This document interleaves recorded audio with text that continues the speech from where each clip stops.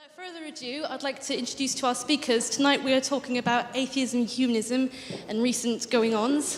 First of all, we have Stephen Law from Heathrop College in the University of London. He is also a philosopher and editor for Think magazine. And of course, we also have Richard Dawkins, who does not need any further introduction.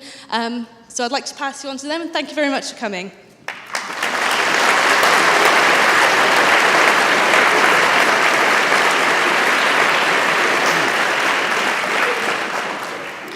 Okay, can you hear me okay? Yeah, pretty good? Okay. We're going to have a conversation. I'll be asking Richard questions and he can come back at me as we go along. We'll talk for maybe 45 minutes or so, and then there'll be roughly 45 minutes for Q&A. You can ask either one of us a question, and there's a roving microphone.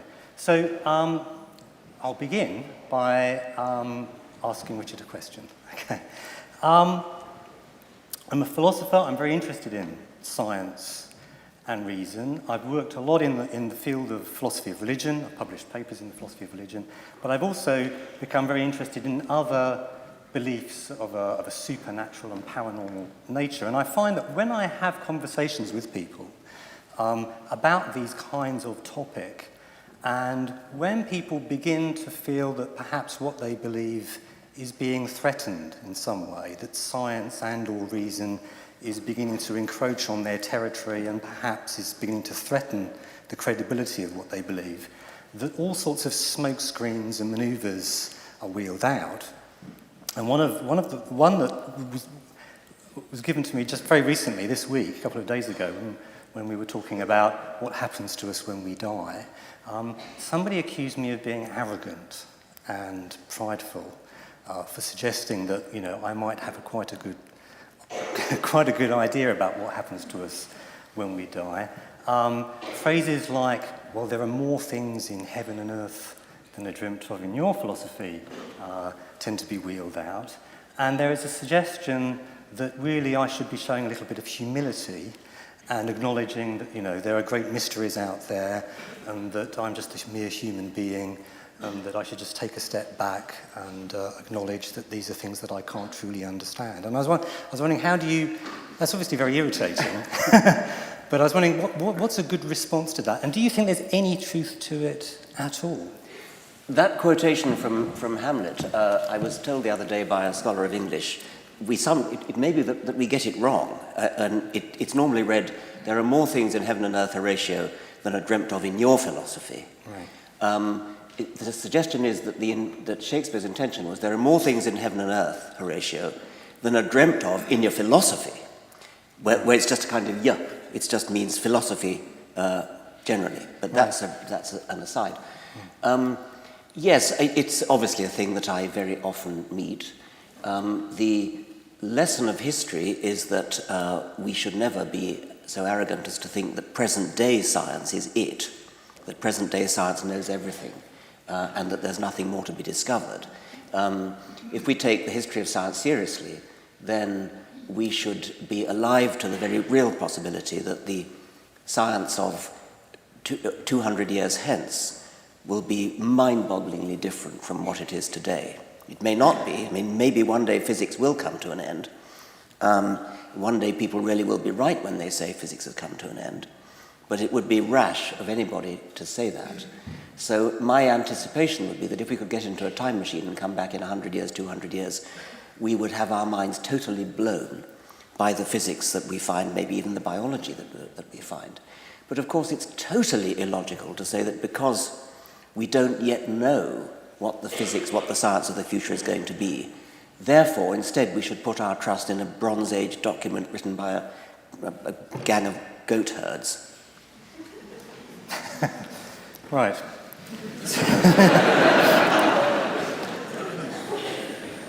It's going to be grand, it's going to be wonderful, but it's not going to be anything like what any religion has ever said. What's happening here, in part, is that a barrier is being erected. It's as if a veil is being drawn across reality. and we're told that scientists such as yourself can go up to the veil, and that's your proper province, the natural world, the observable world. But there's stuff behind the veil. There are fairies back there, and goblins or ghosts or gods or whatever it might happen to be, psychic powers perhaps. That's a slightly different point, and that's another point that we often meet, of course, that there is this veil, and somehow religion or superstition has a kind of territory which belongs to it, which we can't encroach upon. And there's certainly no justification for that. I mean, for the same reason as I said before. I mean, there are many things that we don't understand. There are maybe things that we can never understand. But if there are things that science can never understand, then sure as hell nothing else can. You're not sympathetic to the view that some people might have a special ability to peek, if only dimly, through this veil. I mean, so psychics will say that they can communicate with the other side, that those that have passed over, and that they can then tell us perhaps what they're thinking, or there are mystics who can communicate or have some awareness of some greater reality. You're not persuaded, well, I'm assuming you're not persuaded that anyone might have such an ability to glimpse something on the other side that science is necessarily incapable of touching. I wouldn't talk about another side. What I would say is that there are plenty of things which poets, mystics, artists can talk about, which science has no particular insight into.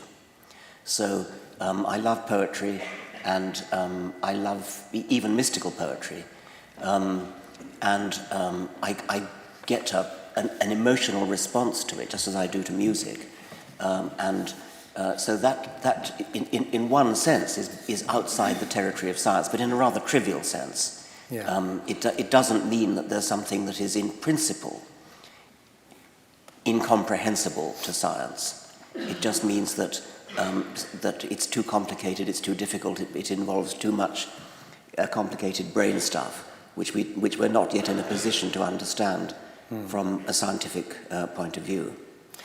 Yeah, I mean, the thing about what's behind the barrier is, although it may not be observable by us, I mean, claims about the unobserved often have observable consequences. So we're in a position to refute claims about the unobserved. Yeah, what would those be? What would those observable consequences be? Well, if it's a claim about psychic powers, for example.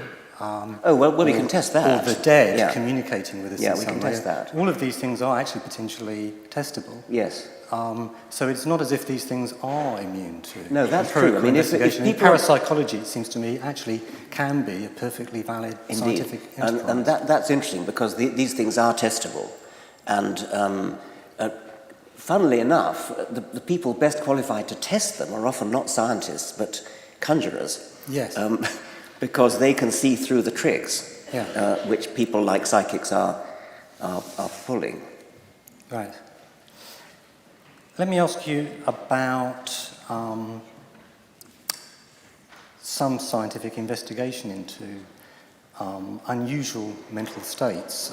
There was a little while ago, some time ago now, a chap called Persinger developed something called, which has come to be known as the God helmet. It's a helmet which you put on your head and which creates a fairly weak magnetic field.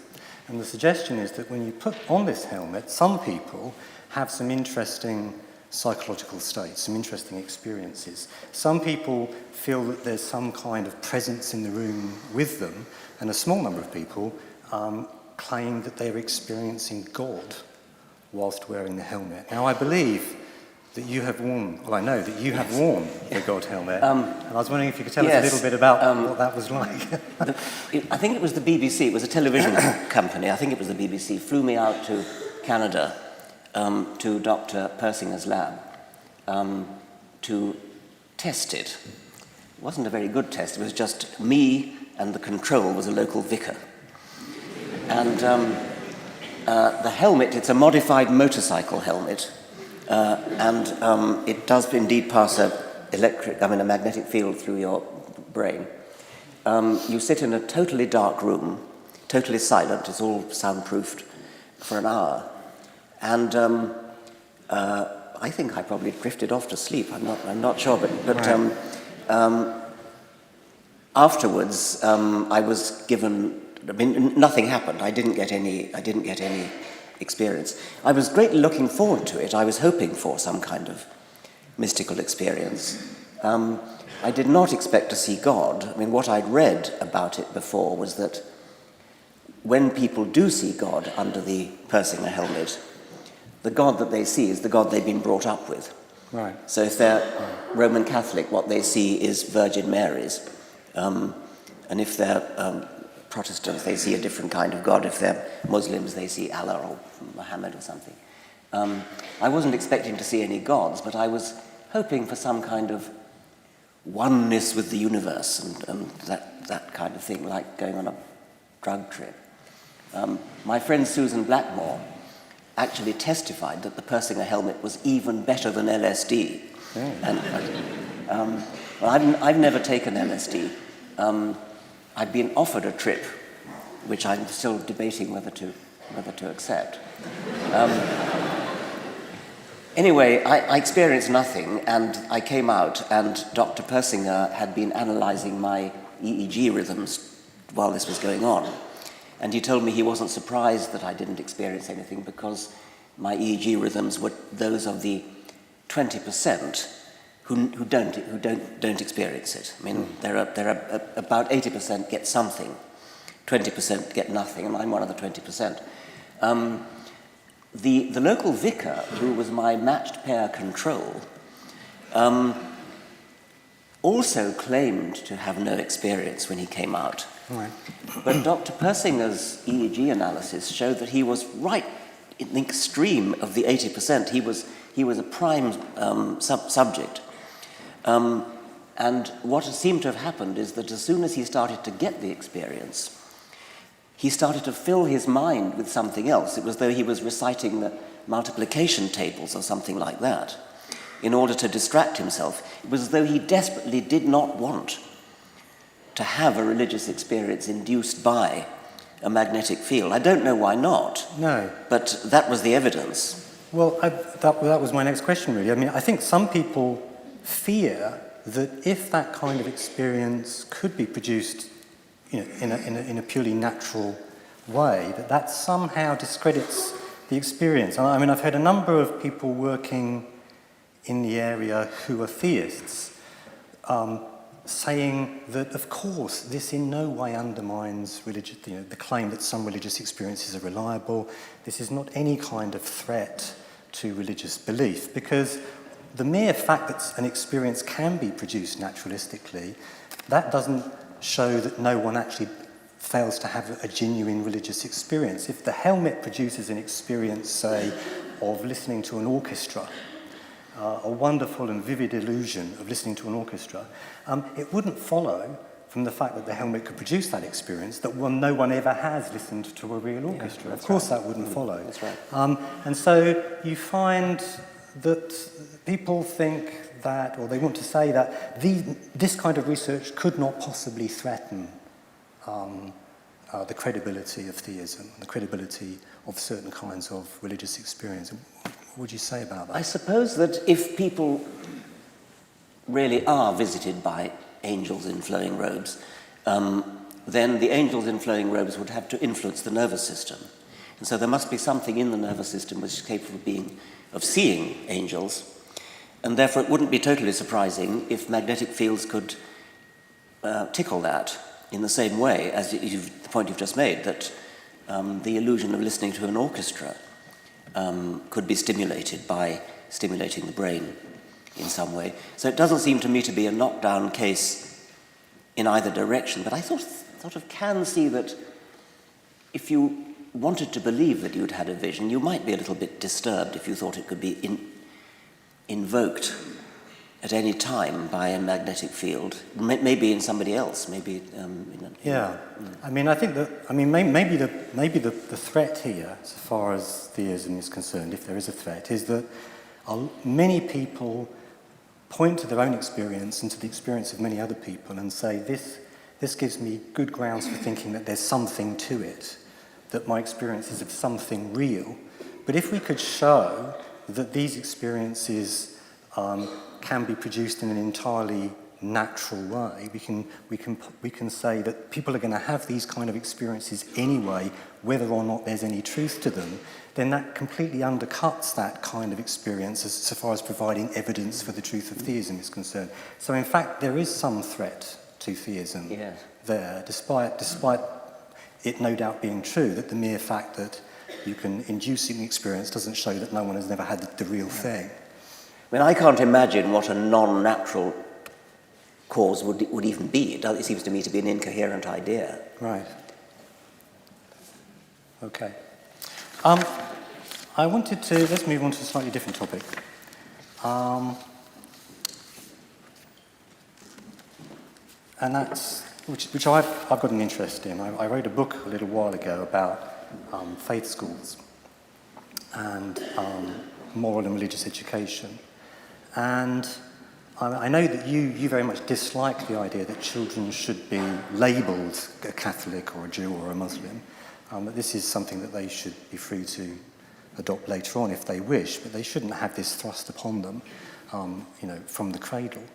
I was wondering what's your view about religious schools? I'm sure that you don't think they should be state-funded, but do you think that the state should actually prevent there from being religious schools, or are you happy for there to be such schools, in principle? Well, I suppose, I went to Anglican schools myself. Anglican schools are pretty mild on the whole. They don't thrust it down your throat. As you've correctly said, the thing I really, really object to is labelling children. And you can very quickly get people to see the point if you imagine that children inherited the philosophical views of their parents, and you talked about a postmodernist child, or an existentialist child, or a Marxist-Leninist child, or something like that. And you laugh when anybody says that, nor would you talk about an ornithologist child or something, unless the child happened to be interested in birds, which I hope it would be. But religion is the one exception. Right. And until it's pointed out to people, they immediately have no problem with talking about Catholic children. 2-year-old Catholic child. And it's because we all buy into the actually ludicrous idea that a child is as likely to inherit, or should inherit, the religious beliefs of its parents in the same kind of ways it inherits the eye colour or the hair colour. So somehow religion has got itself into this privileged position of being regarded as hereditary in a way that no other philosophical view is. And so any faith school which actually tells children, you are a Catholic child, therefore this is what you believe, that does seem to me to be wicked. On the other hand, a school that teaches religion, teaches about religion, teaches children there are things called religions, and there's the Christian religion and the Muslim religion and the Jewish religion, the Buddhist religion, the Hindu religion, and this is what they believe, and there are subdivisions of them, and this is what they believe. That is sensible, that's what should be taught, because you can't function in the world today unless you know about these different beliefs that pervade different parts of the world, any more than you can function without knowing that Venezuela is in South America. Yeah. So I think that's important. So I wouldn't wish to ban religious education, far from it.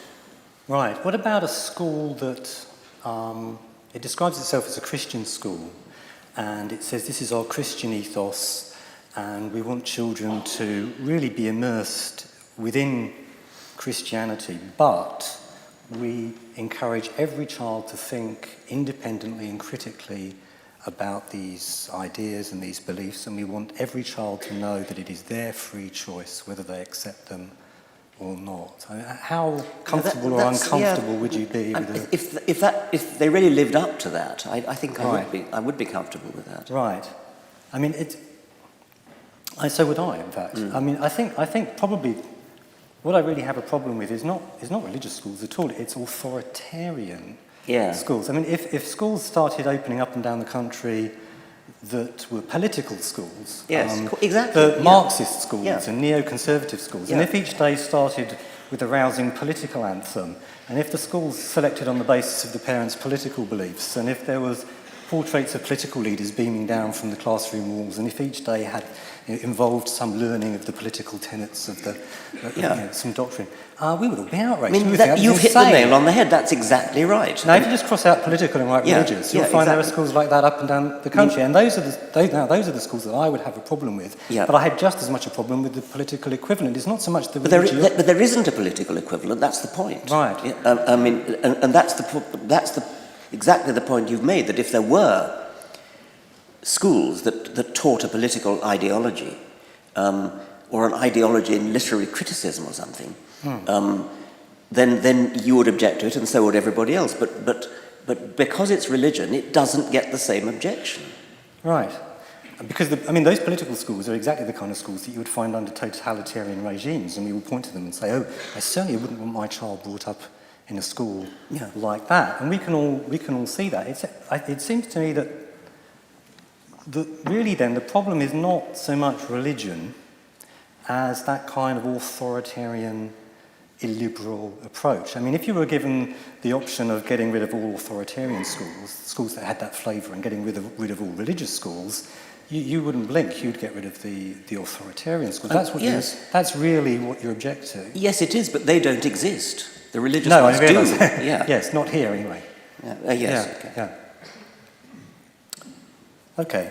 Do you think that maybe then would this be a fair criticism of you, that by focusing on religion and atheism and the divide between those two groups, a great deal of smoke and heat has been generated by that battle, but actually there are people who are religious who actually have far more in common with you in terms of being liberal, in terms of being anti-authoritarian, with whom you could make some kind of an alliance against the Stalins of this world, who are highly totalitarian and illiberal and authoritarian, but also the religious zealots who are totalitarian. We've lost sight of the more important battle because we've become so fixated on the issue about religion and atheism. Well, do you think there's any truth to that? I mean, the British Humanist Association's campaign against faith schools is actually led by a rabbi.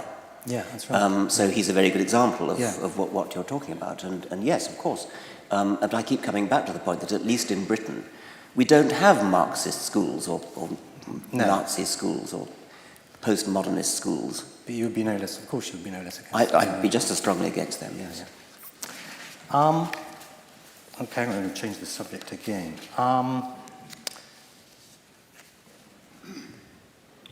Do you think that, talking about reasonableness and reasonable belief, do you think that in order to hold a reasonable belief, that belief, you should be in a position to show that there's evidence to support it in order for it to qualify as a reasonable belief? I think I do, if we're talking about beliefs about the real world. I mean, I wouldn't wish that an essay about the interpretation of Romeo and Juliet should be defensible by scientific means. That's a different ballgame. Right. But if we're talking about reasonable beliefs being beliefs about the real world, which would include not just science, but pseudoscience like astrology and homeopathy and things like that, I think that it's very, very important that the only reason to believe anything in that realm is evidence. And evidence has to be properly assessed, and science has provided the means to do it. Right. Including statistics and logic and the various tools of thinking that have been developed over the years. Right. There was a philosopher called Clifford who said it is always wrong. It is wrong always and everywhere to believe anything on the basis of insufficient evidence. Well, perhaps, maybe that's close to your view. But that view is often criticised by theists, but not just by theists. I mean, I'm not entirely comfortable with it either. I mean, there's an obvious regress problem looming if you insist that every belief is supported by a piece of evidence before that belief can qualify as being reasonable, because if the evidence is another belief, and presumably it would have to be, then that belief will in turn require another belief to provide the evidence for its truth and so on. And so you generate a kind of a But it's not an infinite regress, doesn't it terminate at some point? Well, it will have to terminate with beliefs which are reasonable, not because they are held on the basis of evidence. I don't see why that should be. Just because a belief is held on the basis of another belief, and maybe the fourth order one is then supported by evidence. But if that evidence is itself in the form of a belief, well, I mean, but my evidence for thinking that... yeah, what would be an example? Well, let me put it like this. I mean, perhaps if there is a regress looming here, and some people think there is, perhaps the way out of the regress is to say that sometimes it's reasonable to hold a belief if it just immediately and directly seems to be the case that such and such. So there's a glass of water on the table in front of me, and I'm just, I can see it there, and it's reasonable for me to believe that it's there, and I'm not inferring that the glass is there on the basis of any kind of evidence. This is just the belief that I now immediately have. It's not a belief I arrive at on the basis of some kind of bit of procedural reasoning. No, you can see it, just as a scientist can see his instruments. Right. I mean, when you're a physicist and you're doing an experiment and you read the voltmeter, you're using your eyes to read the voltmeter, which is the same as I'm using my eyes to see that there's a glass here. Okay. Well, maybe, I'll just leave that thought and come back to it in a minute. Maybe this is true then, that this is not to contradict what you've just said, that sometimes it's reasonable to believe things if it just directly and immediately appears to be to be the case. So, if it looks like there's a tree sitting there and I have no reason to think there's anything funny going on, then it's reasonable for me to believe that. If it looks like there's a glass on the table and I have no reason to think there's anything funny going on, then it's reasonable for me to believe that. And that is a thought that many theists think gives them a window of opportunity, because they will say, well, I've got this other sense too. It's a sensus divinitatis. Yeah. It's a God sense. And if it's reasonable for me to believe that there's a glass of water on the table because that's how it just directly and immediately looks to me, and that is a reasonable belief for me to hold on the basis of how things very clearly appear to be, then if it very clearly appears to me that there's a God and he's making himself known to me in some direct and immediate fashion, then it's entirely reasonable for me to believe that there is a God. Well, yes. I suppose what a scientist would say to that is that the belief that there's a glass on the table is publicly available, and it's not just my eyes; it's everybody else's eyes. You can do measurements, you can do all sorts of other things. So this is something that is cross-checkable with lots of other forms of evidence. Whereas if I just say I privately believe, I have it in I privately experience God, and that really is no more to be trusted because it's private than the person who says, I know in my heart that I'm Napoleon. I mean, lunatic asylums are full of people who have these private beliefs, and we lock them up. Because if there was some way in which it could be publicly checkable by lots of other people and different methods that they are in fact Napoleon, then it would be different. But since it's private, as I say, we lock them up. And we don't do that with people who say that they've had experience of God. Right. I mean, I think, you're right. It's not intersubjectively checkable, that particular experience. And also, we know that people have a great many such experiences, and that very many of them must be unreliable because they contradict each other very often. They have different kinds of God experience. Yes. And we also know that they are very much a product of the power of suggestion to a very large extent. I mean, just in the same way that reports of alien abduction tend to stop at certain national borders, so the Mexican border, for example, you don't find many people being abducted below that. So certain religious experiences tend to stop at certain borders. They are a product of the power of suggestion, of culture, and so on. And once you know that that is largely responsible for producing these kind of experiences, that surely throws all of them into very significant doubt. So even if you think you're having a good experience right now, you have good grounds for questioning whether that is actually a reliable experience. I mean, you haven't raised this point, but it's a point people often do raise, that you know, I know that my wife loves me, you know that your wife loves you, and things like that. As though that were not based on evidence. And of course it is based on evidence. It's based upon all sorts of little signs and traces and looks and catches in the voice and things like that, which are evidence. They're not meter readings, but they are evidence. And they're sometimes wrong. Yes. How are we doing? Let's see. I've got a little bit more time. I'm a philosopher, and I know that Richard is a little bit sceptical about philosophy, the value of philosophy. I don't think we're quite, in his mind, in the same camp as the theologians, the philosophers. Well, no, I don't know why you think that, actually. But, oh, really? Okay. I mean, you're right about theology. I mean, I don't think theology is a subject at all. I mean, I don't think it belongs in a university. Right. I mean, I do think that theologians who study biblical history and biblical literature and things, I mean, that's a proper subject. But those who study the theology of the transubstantiation or the incarnation or something, I mean, that is not a subject.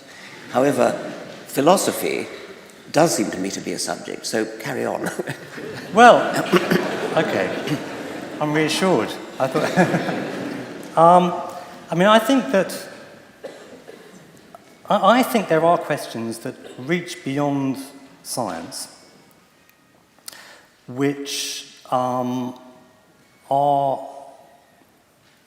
often, though not always, or at least in some cases, they are answerable, other than by means of some kind of scientific investigation. And by pure thought, you mean? I mean, and you know, here's a trivial example. You know, somebody might say, could my great-grandmother's uncle's grandson fail to be my second cousin once removed?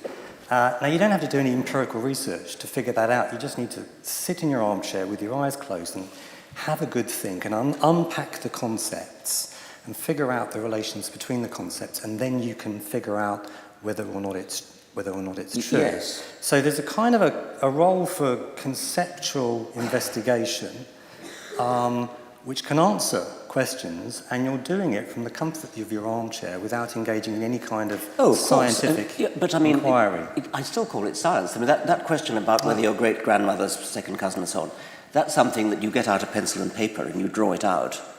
And you don't, admittedly, you don't do any experiments, of course you don't, but you do, you do a scientific investigation in your head, and you're more or less defining philosophical investigation as one that you do in your armchair. But plenty of good science goes on in armchairs. Right. I mean, there are some very famous scientific thought experiments, aren't there? There's the Galileo and his two balls. There was the... I'm sorry. Oh dear. It's that sort of audience, right? So there was... The Aristotelian view was that had the consequence that the heavier ball should fall faster than the lighter ball. And Galileo is supposed to have gone to the top of the Leaning Tower of Pisa and thrown the big ball and the small ball off the top of the tower. But actually, it's not clear that he ever did that. Nor is it clear that it was necessary. And nor is it clear that it's necessary, because actually you can run a thought experiment, can't you? You can, which is what Galileo did. He said, well, if you suppose we chain the two balls together, and then we apply Aristotle's theory. Now, the two balls chained together makes an even heavier object, so it should fall even faster now. But, hang on, the smaller ball will also, being smaller, function as a brake on the larger ball, being now connected to it, and so the two balls Yeah. should fall more slowly Yes. than they did independently. And so you generate a contradiction. Aristotle's theory, with just one or two little additional clauses about what happens when you tie things together with chains, produces a contradiction. And so you know, without doing any science, that Aristotle's theory cannot be true. You can do it from the comfort of your armchair. Yes. So you're happy with that as an activity? But I call it science. You call it science? Yes. It may be that I'm going to turn out to be a scientist. Well, of course you are. Stephen, I've heard you have this discussion before with Peter Atkins, yes. who really does have a negative view of philosophy, which I don't. Right. You challenged to produce a philosophical thing problem which needs to be solved in an armchair, and it was the one about why a mirror reverses left-right, but that doesn't turn you upside down. Once again, I mean, yes, you solve that problem in your armchair, right? But it's a scientific problem with a scientific solution. Well, you know what? See, Ned Block wrote a paper on that question. He's a philosopher. And the journal that published it was the Journal of Philosophy, very prestigious philosophy journal. My guess is that if you'd sent it to Nature, they would not have published it. They would have said, why have you sent this to us? There's no empirical content here. This is just... No, they might not... I don't think they'd have rejected it because there's no empirical content. I think they'd have rejected it because they'd have said it's a trivial problem. By the way, if you want to know how to solve that problem, the first step is to forget about mirrors. Yes. And just get a sheet of glass, I mean a glass door, right. a shop door that has open written there, and you go around the other side and it says Nepo.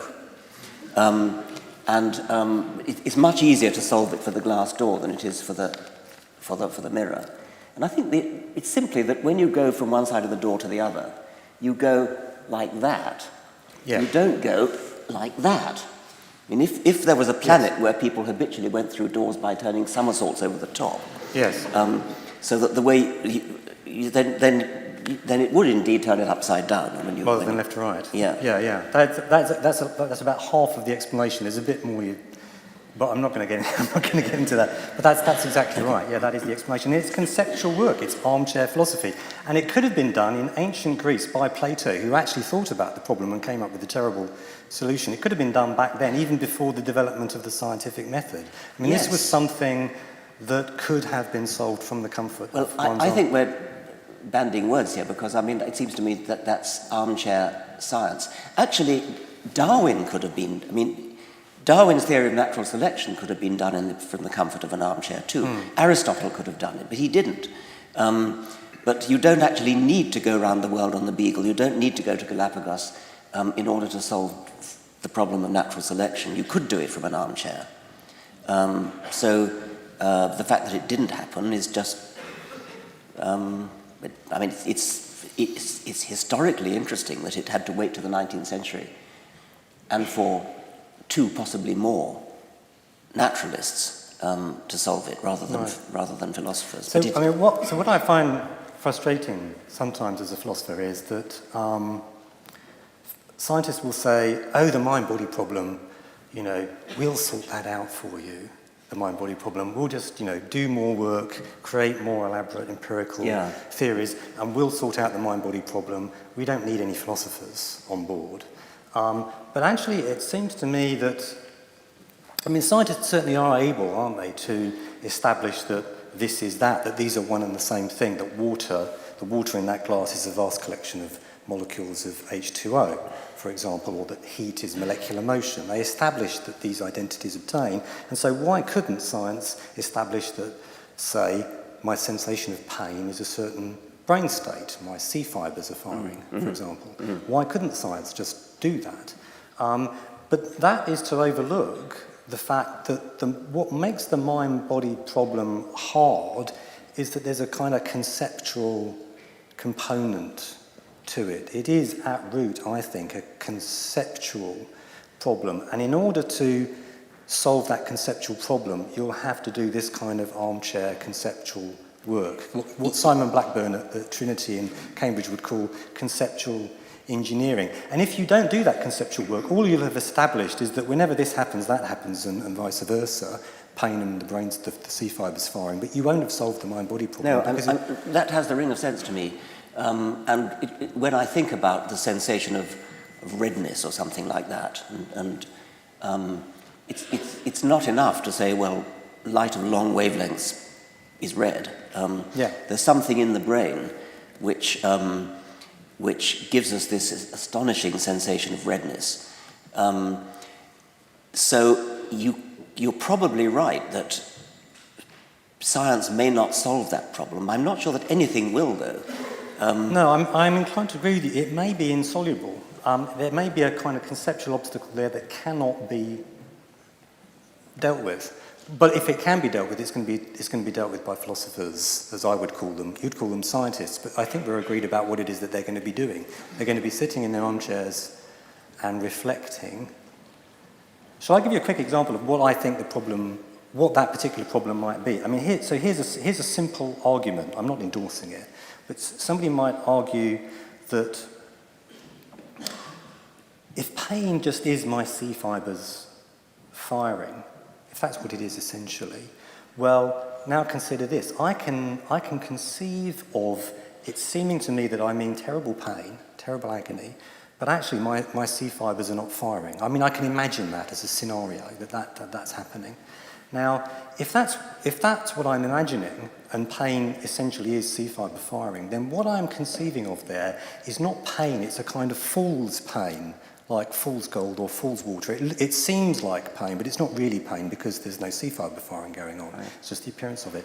But actually, there's a conceptual problem about fool's pain.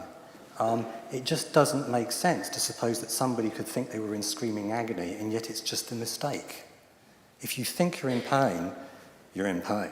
There's no possibility of error.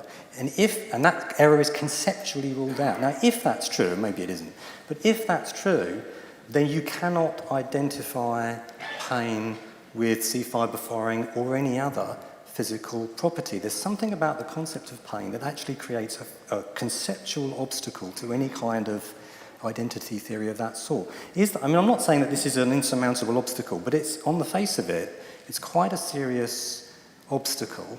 And I'm not sure I can. But it seemed to me you helped yourself there to a gigantic assumption, which is that it's possible to imagine that you're in pain when you're not. I mean, I can sit here and say I'm desperately trying to imagine myself in pain, because I don't understand what you were saying. Then obviously, no, I don't think I've explained it very clearly. Yeah. Maybe we shouldn't go into much more. Right. The point I was just trying to illustrate the general point that. It may be that what really makes the mind-body problem an intractable problem is that actually it's a conceptual problem, not an empirical or a scientific problem. And you'll need to do some kind of conceptual engineering in order to solve it. Well, I'm all for conceptual engineering, and scientists have to do it a lot. Right, good. We're on the same page. How are we doing for time? I think that at this point we should probably open up the floor to questions. Yeah. Okay. So all sorts of hands going up straight away. Luckily, I'm not the person. I just make sure my mic's working. Cool. Thank you. First of all, quick round of applause for the little discussion we had there.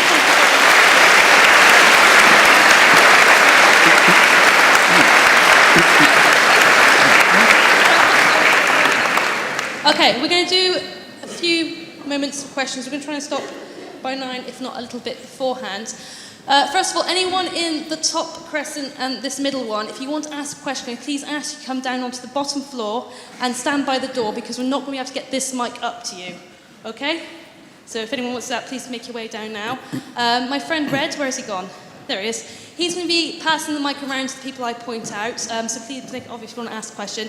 If you're sitting in this middle balcony here and you want to ask a question, if you're sitting in the middle, please move yourself to the outside of your row, just so we can get the microphone to you. Okay?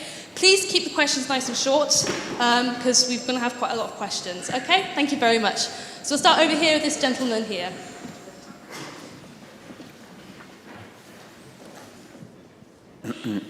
Thank you very much for such an interesting conversation. You touched briefly on this area during your conversation. There's a lot of talk about the scientific method, and it seems to me that your idea of empirical investigation in terms of ascertaining the truth value of something harks back to a time maybe 100 years ago in which logical positivism was at the forefront of the philosophy of science. Philosophy of science has been plagued by problems of induction and actually what is the scientific method ever since. And I was just wondering whether you could touch upon, there's a whole host perhaps of areas which aren't open to such investigation, and the interviewer presented a couple. Maybe I could present a couple more. For example, the scientific method itself would seem resilient to scientific inquiry without being circular, or ethical values, for example, or the mathematical and logical laws. Okay, well, shall I take ethical questions and mathematical as well? I mean, mathematical truths are obtained by deduction. They follow, they're inherent in the premises, and it's just a matter of doing clever mathematics in order to deduce them. Ethical principles, it doesn't seem to me, contrary to my friend Sam Harris, it doesn't seem to me that science has, at least certainly doesn't have the last word on that. What science can do with ethics is to say, if you believe that such and such is a good value, then you are illogical if at the same time you don't believe so-and-so is. You can do good moral philosophy, which is scientific principles applied to morals. You can do good moral philosophy to show up inconsistencies in people's ethical views. You can say you're being inconsistent if you on the one hand are against abortion, but on the other hand in favor of so-and-so. Or you can point out to people those inconsistencies. So I think there's a lot that you can do with the scientific style of reasoning with ethics. But you cannot, by science alone, simply say X is wrong and that's all there is to it, which religious people claim to be able to do, but without any basis as far as I can see. No, that was a good answer. I have two questions, one for each of you. To Stephen, I mean, you mentioned about the pain and other thing that in the mind someone feeling. fibre firing, or whatever your preferred neurophysiological event might be. Okay. Yes. I wonder whether what you are talking is about the psychiatric problem or people in depression who, which falls under science. I mean, that's a question. I mean, I don't know whether what you define as pain and other things, the people affected by, psychological problem do have similar thing. So is that not a science? And my question to Dawkins is, okay, science, we know many things are there, you have discussed about that, but for an ordinary person who don't have much education, or even with education, but very normal person from different world, how we are going to approach, because they can't understand every high-level science, whether it is physics or matter, whatever you talk about. I mean, maybe only a philosophical way of approach is possible, or I don't know. I'm just asking that question to you. How we are going to approach normal people? Okay, thank you. Thanks. There were two questions. Well, the first was to you, I think. Yes, I think. Well, the first question I think was, look, can't we have a scientific investigation of various mental phenomena such as depression and pain and so on? And the answer to that is yes, of course we can. We can certainly have that, but that's not to contradict anything that I said.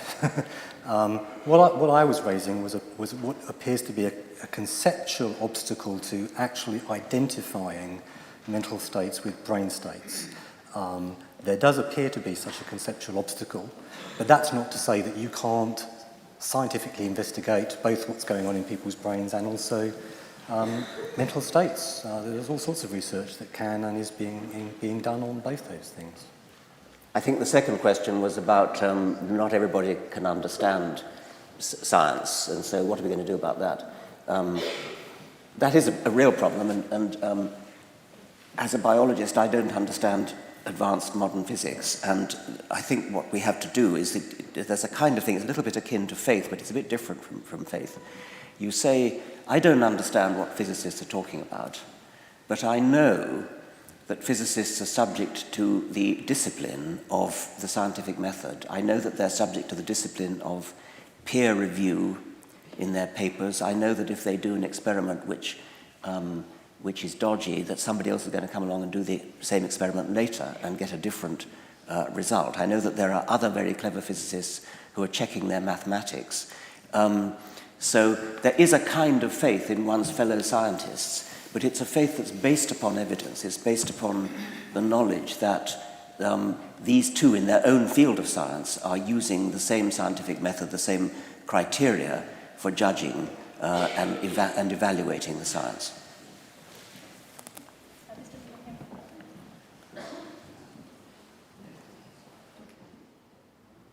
Is it on? Oh, yeah. Well, first of all, I wanted to respond to something you said earlier, because immediately my hackles went up when you said that mainstream schools are, well, they're not political. I think as you said, there was no politics in the school system, or if politics was introduced in the school system, then you would get your backs up because you're getting irate about religious schools. But I just wanted to point out that I've got a quick list of 7 things that are not questioned at all in mainstream schools, very quickly.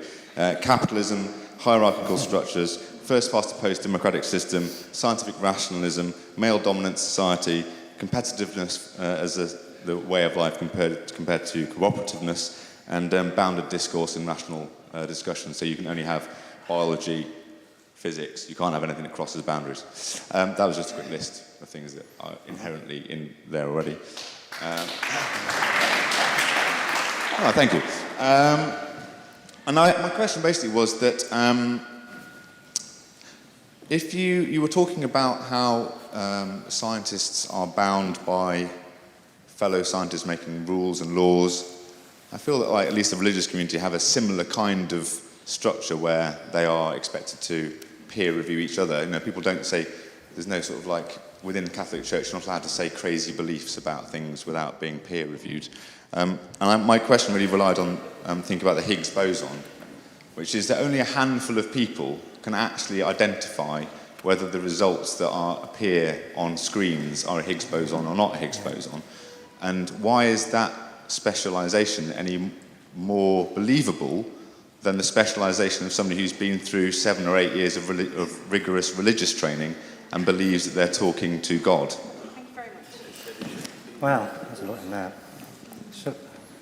Shall I? Yeah. I'll start and you think. Okay. Okay. Well, I very much endorsed your thought that we should be encouraging children to think about all of those things. It seems to me it's terribly important. And in fact, in thinking about them, they would be doing philosophy.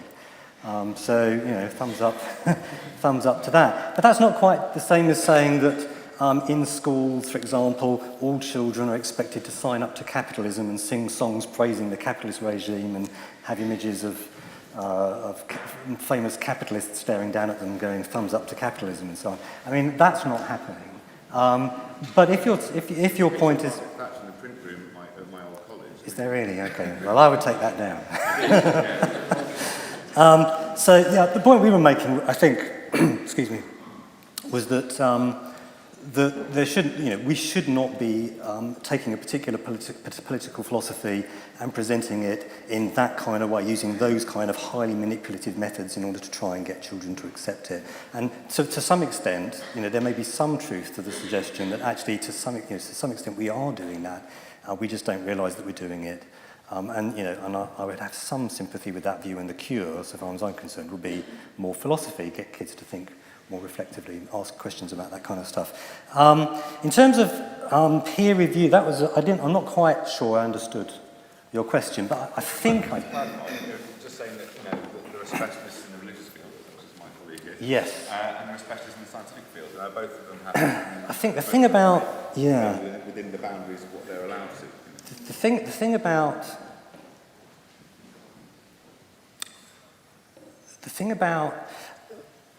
I mean, I think that in order to say that you're acquiring a skill and you're getting better at it, right, you need some objective standard against which you can check how well you're doing, right?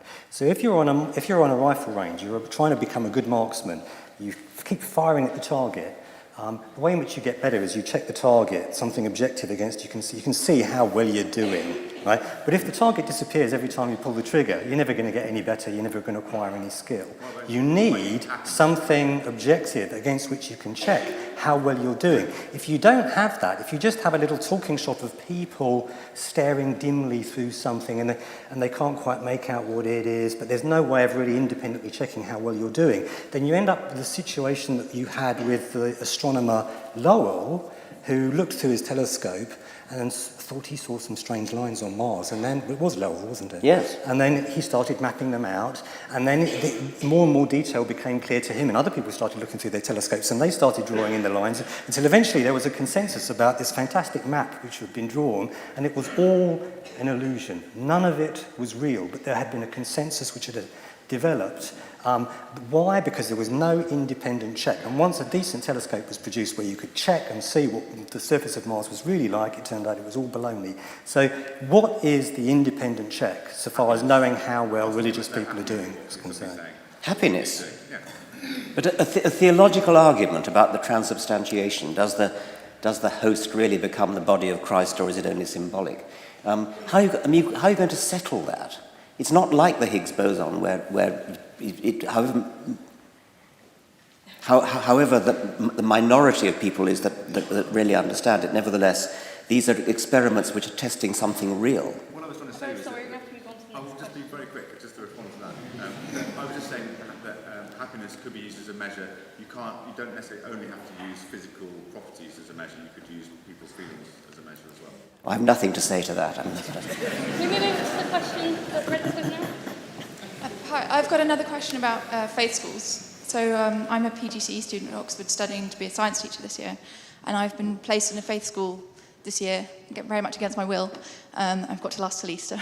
And I've found that it's very disappointing in a faith school. I thought that what would happen would be quite mild, how much the children are indoctrinated, but in fact, they're very much required to pray and genuflect and go to Mass.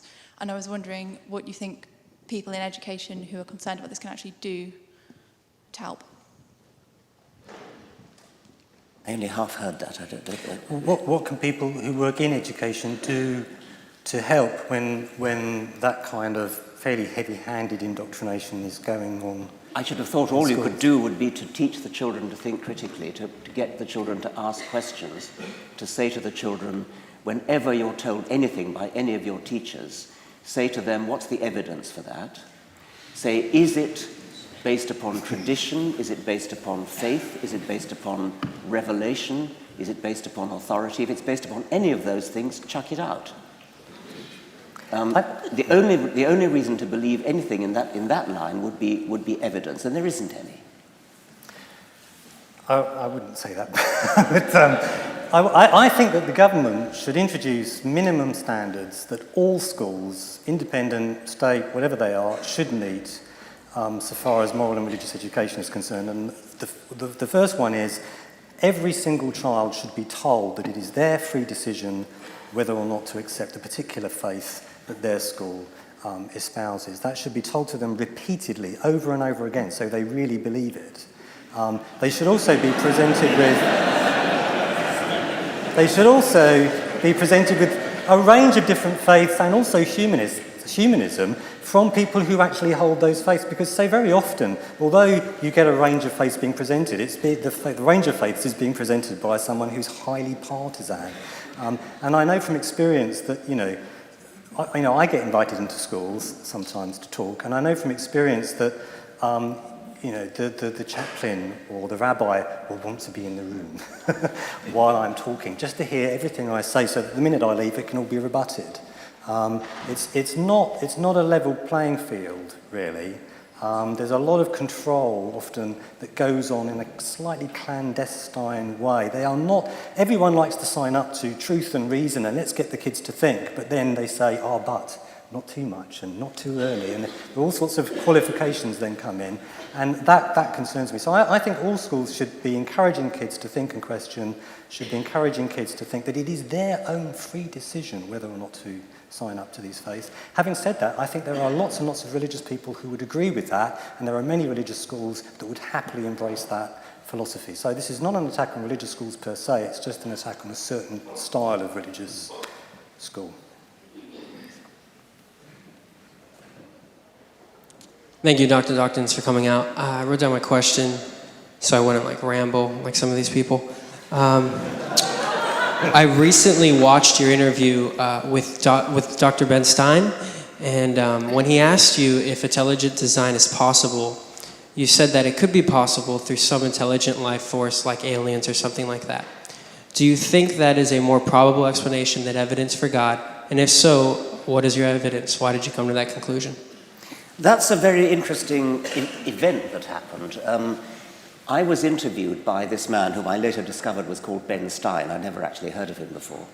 I was invited to go on that program along with several other scientists, and we were told this was going to be an objective discussion of the whole issue of intelligent design. We were not told that it was a propaganda exercise, which it turned out to be.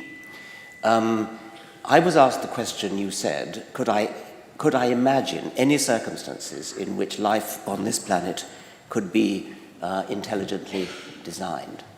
Now, if you've read the intelligent design literature, you will know that the leading proponents of it, people like Dembski, are very keen to distance themselves from God. When they're talking to their own people, they talk about God all the time. But when they're talking about to scientists, they will say, we don't know who the designer is. All we want to do is to show scientifically that there's evidence for design. And so they are very keen to try to find alternative designers who are not God. When Ben Stein asked me that question, could I imagine any circumstances in which life on this planet could be intelligently designed, I bent over backwards to try to think of a positive answer. The only answer I could think of, and it's a very, very improbable answer, it's one that I do not for one moment believe, the only conceivable way in which life on this planet could be intelligently designed would be if it was designed by an alien from outer space who had evolved by something like the Darwinian process. Or if he'd been designed, then ultimately that regress has got to be stopped by something like the Darwinian process. That's what I meant to say. I think that's actually what I did say, though that bit, of course, was cut, along with lots of other things. Ben Stein, when I had said, it's highly improbable, but if you really, really twist my arm to try to think of a way in which life on this planet could be intelligently designed, if you twist my arm, then I will say possibly designed by some evolved life form on another planet. What did Ben Stein do? He cut out that bit. He said, wait a minute. Dawkins believes in little green men. That's what went out with your friend Ben Stein. Thank you. Next question.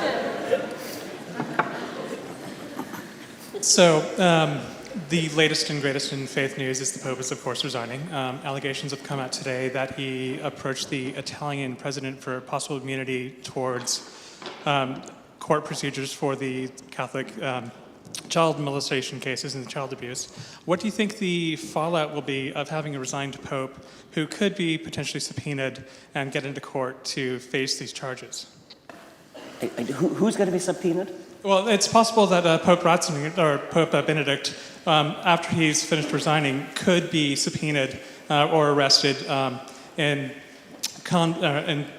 connection to his time as the head of discipline at the church and moving around all the allegedly child-abusing priests. Well, I was one of those who actually paid a lawyer to look into the case and to provide the case for the prosecution. This was done by Jeffrey Robertson, QC, and I and Christopher Hitchens raised the money to pay him, and I think I paid half of it myself. So the case for the prosecution, so to speak, has been laid out by Jeffrey Robertson. It would be certainly interesting to see that really come to court. I don't think anybody's accusing Pope Benedict of child abuse himself, but rather of being complicit in covering up what was going on. And I wouldn't wish to preempt any judgment, but if there's some serious case that he might be arrested, I would be interested to see the outcome. I rather doubt, and by more than rather, doubt it'll happen. A short question for Mr. Dawkins. If I well understand your standpoint, it seems to me that being against religiosity and religion, you understood completely what religion is. If you understood that, it means that you know very well what religion is. So, can you please give me a definition of what religion is? And if you have it, I must tell you something that we, who are in a precarious condition of being believers, we don't know what religion is. I studied a bit what religion is, but I didn't understand.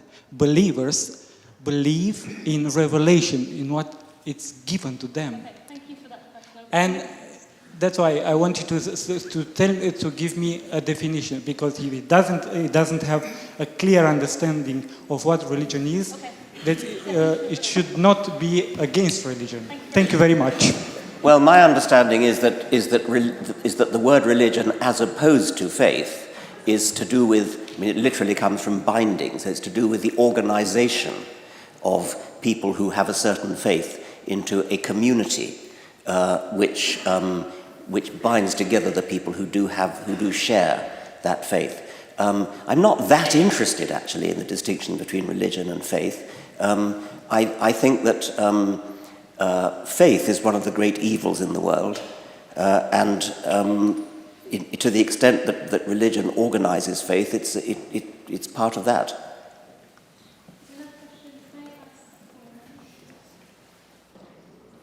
I just wanted to ask whether you saw there being an end point as such to this debate, and if so, is the ideal end point that there is no religion, or do you think it ever will end?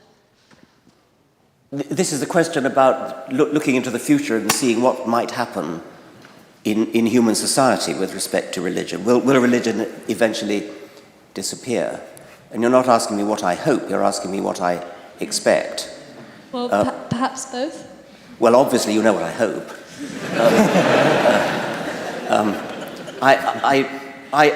I'm cautiously optimistic, but I think it'll take a very long time. I mean, the more we have good education, the more religion will wither and die.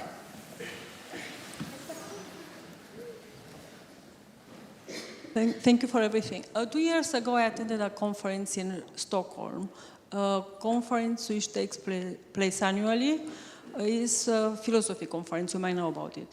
And it was a group of scientists from the States, I think, saying that they did genetics.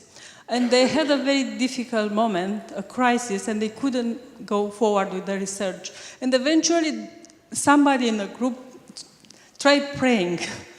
And they pray, and they got at the end of the prayer, they got a solution. They acted on it, and it worked. And it happened again later. How can we explain that? Your point is? I ask, how do we explain that, such a situation? Why did they get the answer after praying? Thank you very much. You cannot be serious. The conference took place in the room. The conference took place in the room where Nobel Prize. The reason you're telling the story. I'm asking. The reason you're telling the story is that you got the result you wanted. Nobody ever says, do you know there was this conference in Scandinavia and they didn't get the result and they prayed and they still didn't get it. It doesn't happen like that. You only tell the story when something like that appears to happen. It's going to happen from time to time, and that's when you tell the story. This is on the subject of religious belief.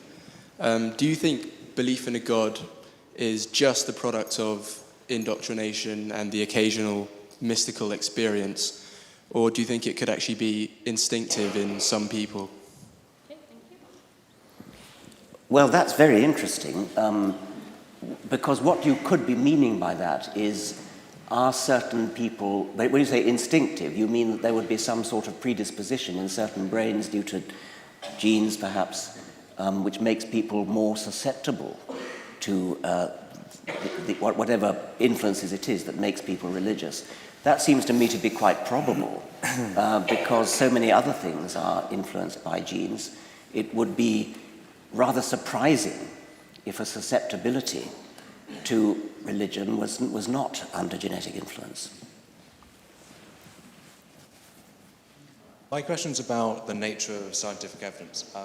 You both said, and I think most people would agree with you, that we're justified in holding a belief if we can find evidence for it or if there are logical arguments that support it.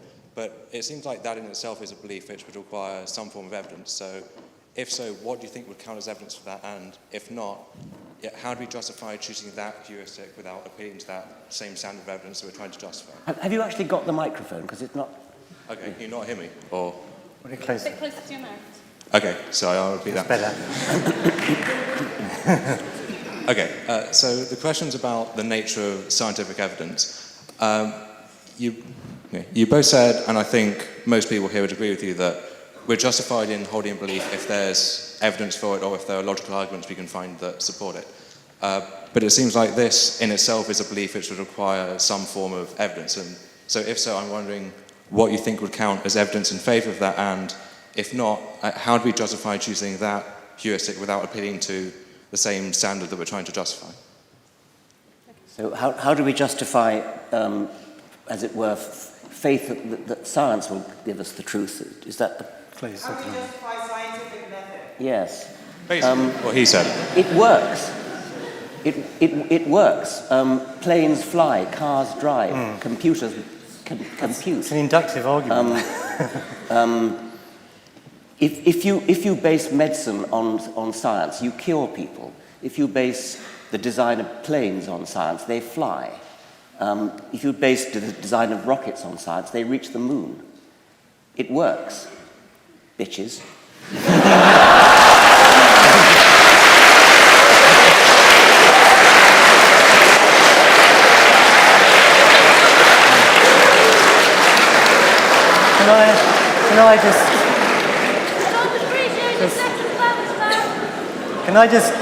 I didn't say, just to clarify, I didn't say that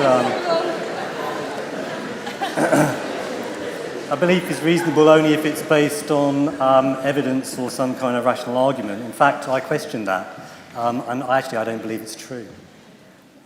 But that's another long story. We won't open that can of worms. Thank you very much.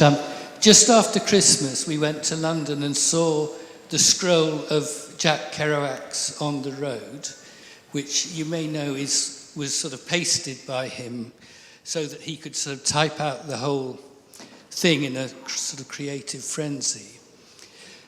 And I was thinking in a way that this was a kind of a revolt against rationalism and a kind of element of spirit that shows that people will actually not, even if religions are all gone, they won't be completely satisfied with a purely religious, a purely rational and scientific society. What do you think about that? Not a lot, really. I've got... Shall I say something in the... Yes, please do. You have a think. So the last few questions, not yours quite so much actually, but there's the way in which the conversation appears to be heading at this point is, or the thoughts that appear to be raised are what I've called. I wrote a book called. I plugged my book. I wrote a book called Believing Bullshit, and in that book there's a chapter called Going Nuclear. And going nuclear is a strategy that people employ in an argument when they suddenly realise that the tide of rationality is going against them. And then they reach for the nuclear button. And the nuclear button is usually a sceptical argument. It's either a relativist argument or a sceptical argument. In a religious context, it's almost always a sceptical argument. They will run some kind of argument for why reason itself is untrustworthy, cannot be justified. There's some kind of circularity involved in any attempt to provide a justification for reason, because you will be using reason, and thus the justification will be wholly circular. And there you go then. Reason is just another faith position, they say, and all of your arguments count for nothing now. It's all been laid waste. Every position is as reasonable or unreasonable as every other. And then, having devastated everything, they walk out the room fast, leaving you to clear up that mess. And that is an intellectually dishonest strategy for people to adopt if they trust reason on a day-to-day basis and, in fact, in every other corner of their lives, which they do. And, in fact, you generally find they will use reason in their argument up until the point where they realise they're losing, and only then do they press the nuclear button. So they do not do it in good faith. They are simply applying a certain sophisticated philosophical puzzle and, to generate as much dust and confusion as they possibly can in order to get out of the room fast, leaving you to clear up the mess. And you can be damn sure that as soon as they're out, as soon as they've made their escape, they'll be using reason again. Well, they need reason to open the door. I mean, yes. And of course, they'll be using reason in order to undermine reason. So it's an intellectually dishonest strategy. People ought not to do that. Do not use reason. Trust your life to reason, which you do on a daily basis, all of you. But then, when you find yourself cornered in a particular area, such as religious beliefs, say, suddenly start reaching for the nuclear button on reason and saying, oh, reason is just another faith position too. You don't really believe that. So it's intellectually dishonest. I don't think you were necessarily doing that, though. I'm pointing, you were the last person to speak, and maybe that wasn't quite fair. Yeah, sorry. Hi, thank you very much. I thought the point you made earlier, Richard Dawkins, is very interesting about how science allows us to show whether morals are inconsistent or consistent. But as our society and technologies are advancing, we're becoming more and more, I guess, scientifically caught up with ethics as well in how we progress. And I was just wondering, how do you personally determine the foundation for your morals and ethics when, as you say, science can't tell us what is right or wrong at a fundamental level? It can only tell us what's consistent. And how do you think as a society we should be progressing with determining what's acceptable or unacceptable, or what we should be placing our values and our energy and our time on as a society of people? And if it's just based on feelings of what it feels okay for someone at the bottom line, is that really justified, and what does that really mean? Yes. Stephen will correct me if I'm wrong, but I think that the position that I would take in moral philosophy would be called consequentialism. That's a term, isn't it? Yeah. To me, when I'm faced with a moral dilemma, I would ask a question like, who suffers? Or how can we increase happiness? And I would then have to ask subsidiary questions like, well, whose happiness are we talking about? Is it only human happiness? Or are we talking about the happiness of any sentient being? This is an interesting question which science bears upon, because if you're talking about non-human animals, then a question like, do they have brains like ours? Is it likely that they suffer in the same kind of way as we do? Have they evolved from the same sort of ancestors as we have? And the answer is, of course, yes. If you want to base your morality, as many people do, on a rigid wall of separation between our species, Homo sapiens, and all others, then science again immediately steps in and says, well, hang on, at what point in the evolution of humans would you erect that barrier? If, for example, we can do a thought experiment, an armchair scientific thought experiment, we can say, suppose that the 8 women who link us to chimpanzees, going all the way back to 6 million years ago to the common ancestor of chimpanzees, and then all the way forward again to us, suppose that there were an unbroken chain of intermediates who all happen to survive. As it turns out, they're extinct, and so we are totally distinct from chimpanzees. But if they hadn't, by the sheer accident, gone extinct, then there would be a an unbroken chain of interbreeding intermediates, I mean interbreeding, between us and chimpanzees. So the only way in which to erect a morality that was human-based and distinguished so-called animals from humans would be to have apartheid-like courts to decide whether so-and-so passes for human or not, as they had in South Africa with passes for white. So science can't tell you what's morally wrong and right, but what it can do is you can do scientific thought experiments, and you can show up the problems in your moral thinking, in your ethical thinking, by doing such thought experiments. And the same thing with the progression of embryos when talking about abortion, that kind of thing. It seems to be your standpoint that religion and science are at loggerheads, but you say there's questions that religion can't answer and there's also questions that science can't answer. Do you not see that science is just the new religion, let's say, that shows people how to act in social situations and I guess hierarchy and things like that? No. You have faith in science, and you said that is the I think that the science is very different because it is based upon evidence. I think it would be completely wrong to say that science is like a religion. Science certainly does answer some of the questions that historically religion aspired to answer, questions of origins, questions of where we all come from. And so there are some deep and interesting questions that historically religion attempted to answer but answered wrongly, and science now attempts to answer and is getting the right answers and may not have them all yet, but is progressing in that direction. I don't think there's any basis for that kind of rather facile comparison. Okay. I'm going to take 3 more questions and then we're going to stop. So we take all in a row and then allow Stephen Richard to answer them all. So this gentleman here standing at the back first. I've got a question for Professor Dawkins. So, based on your argumentation, I didn't see a difference between God and love, because you said, say, if God reveals himself to me and I believe in God, this evidence is not publicly available, like a glass of water, for example. So say that's not true. On the other hand, if you say I've got a wife and I believe my wife loves me, because you say it's evidence that she's got some facial expressions or something along the lines of that.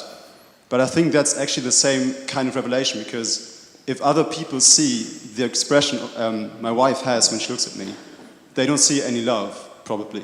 But I see the love because but they probably see it differently, I guess. So yeah, okay. So I see the love because it kind of it's. Do you know what I mean? It's kind of like yes. it's a relation by itself. It's a clever point. What you're saying is that my point about Napoleon, about people who think they're Napoleon, that's private, and we say and we lock them up. What you're saying is that somebody who says his wife loves him, he's the only person who thinks his wife loves him. Nobody else believes it, because they don't see the private little looks and squeezes and things like that. I think although I call it clever, I think it's actually, you can kind of break it down. I mean, that sort of evidence is susceptible to investigation by other people if they look hard enough. They usually don't bother. Whatever the cues are that tell you that your wife loves you, those are in principle investigable by other people.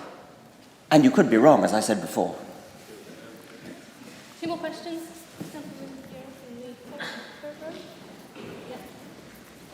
A question for Professor Dawkins. We were talking about evidence and scientific evidence, but there are different sciences, of course. I wonder about a comparison between, say, biology and physics. If you look at physics, which is generally a mathematical theory, there are all sorts of things which tend to be replaced when a theory changes. Like, we no longer think that heat is a caloric fluid, for example.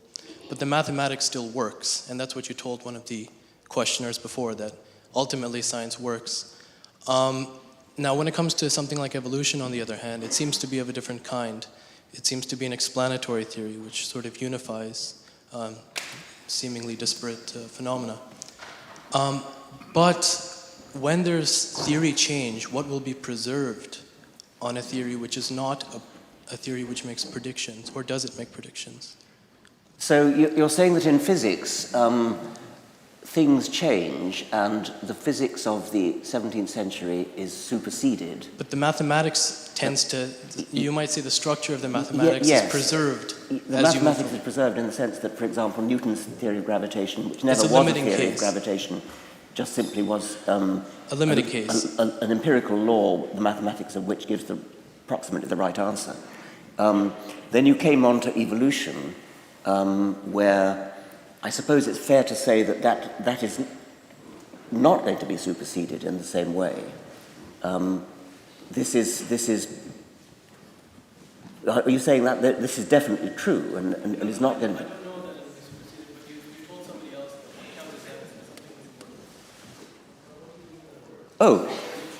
It makes. Oh, sure, it does. Yes, I mean, admittedly. Sorry. Yes. The theory of evolution makes predictions, certainly. Admittedly, in some cases, they're predictions about the past, but it's still a prediction that if you go and dig up fossils, you will find that the fossils come in the right order. For instance, I mean that's a prediction.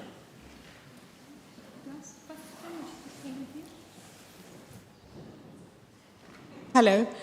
Question to both, actually. Looking at it from the point of view of science and philosophy. To believe or not to believe? This question has been bugging me. Is that just a random variation of our biological makeup? Or is there something more to it in that individuals have a different option, say, and some of us, even if have been brought up religious, quite early on have discovered in ourselves that we can't bring ourselves to believe what we are being told. Is that just, as I said before, a random variation of our biological makeup, or is there more to it in terms of our, is that difference key to our evolution as human beings? So you're saying that there are people who reject religion despite being brought up with it, and other people who accept it. I very much am a case of that, and I know the people who are too. Yes. So is there more to it than just a random biological variation of it? Well, I wouldn't. Is there a purpose to our own evolution? I doubt if it's random, but I mean the difference between people who accept it and people who reject it is doubtless a complicated function of their genes and education and things like that. I wouldn't call it random, but you seem to be going a little bit further and suggesting that maybe we're evolving by natural selection to become better at it or something like that? Yeah, where would you speculate that is relevant to our process of evolution? If you think about the Dark Ages, just to give you an example, how we move on. Well, I don't think that we've genetically moved on since the Dark Ages. I mean, I think genetically there hasn't been that kind of change. If you mean, might we evolve in the future to become better thinkers or something like that, that would only be the case if the better thinkers were the ones who had the most children. Okay, thank you. I just want to ask if Stephen Law has a closing. No. Well, that was a great answer. I don't know if I could add anything to it, other than I'm pessimistic about the better thinkers being the ones that have the most children, unfortunately. Okay. That closes the main part of the event. A tradition is to give our speakers a T-shirt as a thank you very much for being here and taking part.